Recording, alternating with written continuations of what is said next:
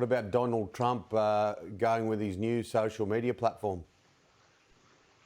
Yes, he certainly needs, if he wants to run again or have a public presence, he lost Twitter, and that was a tremendous presence that he lost to millions of people that were following him.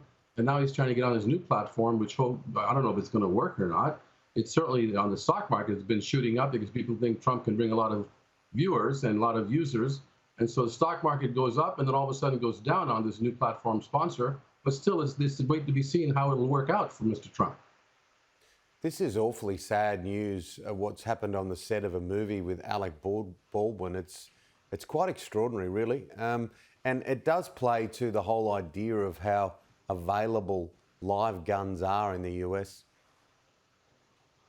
It is a tremendous tragedy, and I just cannot imagine how Mr. Baldwin feels right now. And the gun situation is horrendous. As you know, about 25 to 30,000 people are killed every year by gun violence, by gun shootings.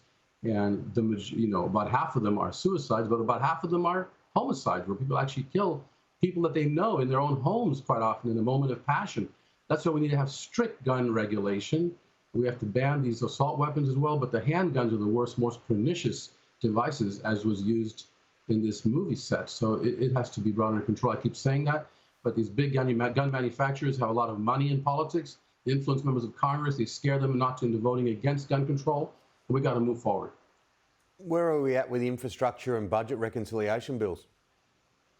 That's a remarkable issue right now, and it's huge because if President Biden had gotten his way and the $3.5 trillion was spent in this budget reconciliation bill to bring in human infrastructure and some physical infrastructure, then you would have a real expansion of the economy. And matter of fact, that would be only about 1.1% of the GDP.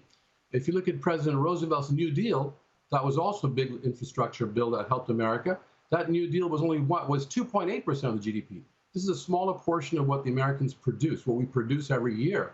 And it's not that much money, and yet the Manchin and Sinema, the two senators, are blocking it, and they're getting it cut down to half its size. Maybe 1.9 trillion, if Biden is lucky, will get done.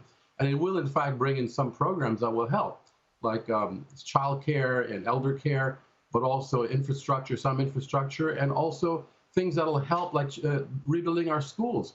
Unfortunately, President Biden is going to have to cut out, or probably will end up cutting out, the community college, the tuition-free community college, which was in that bill if he had gotten full funding. Now, I would have suggested, cutting the funding if you have to in half to please these two senators, and then what you do is you just extend it over a 5-year period rather than 10. You keep the same funding amount, but you shorten the period of spending so you can cut the expenditures, and then if people want to continue, they can extend that spending or they can let it go. That would have been the best way to go, in my view. Schools in New South Wales have gradually been going back here in Australia. Tomorrow we see virtually all school children back in classrooms. We haven't spoken about it much recently. How has it gone in the US? Children have gone back to school, every one of them, public schools and private schools, which make up about 15%, by the way, of the student population. That's private schools. But public schools have gone back. They've all gone back. And some schools are handling it much better than others. They're the ones that have been wearing masks and mandating masks for the children and enforcing it have a fraction of the infection that they've come down with. The ones that have been being lackadaisical about masks or ignoring the government mandates and supporting parents that don't want to have their kids wear masks, those schools have actually had higher rates of infection. Many have had to close down, actually, at least for a time period. So this is it's very clear. The CDC did the studies and showed the schools that wear masks are far safer, and they can actually adequately continue until we can get these vaccines into the kids' arms within a month or less, hopefully. Yeah, it's quite remarkable still that only 57%, isn't it? Like most of the states in Australia now, after that issue, have gone over 90%. Like New South Wales is 92%, the ACT, the Australian Capital Territory, 98%, Victoria's gone to 90%. So, people need to really get moving quickly in the United States so it as a country and the world can start charging forward at pace. Professor Peter Matthews, always good to talk. Thank you so much, Tim. Good to talk to you.